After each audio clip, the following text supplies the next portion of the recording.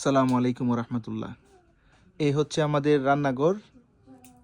রান্নাঘরের মধ্যে যে শীতের দিন রান্না বান্না করা হয়েছে, এই যে লাকড়ির চুলা, এটার মধ্যে মাত্র রান্না বান্না হয়েছে, বাপা পিঠা বানানো হয়েছে, এগুলো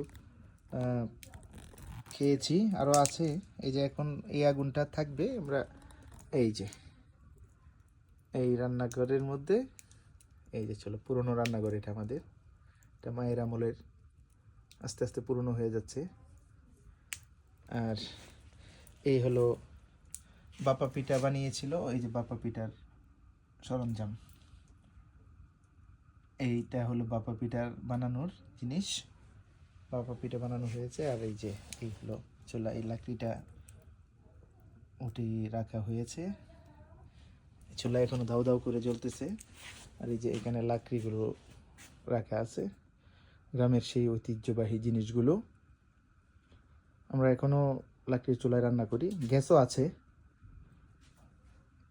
পাটা, এটা আমার মায়ের হাতের পাটা, এটা এটা এখানেই থাকে, যখন প্রয়োজন হয় তখন ব্যবহার করা হয়।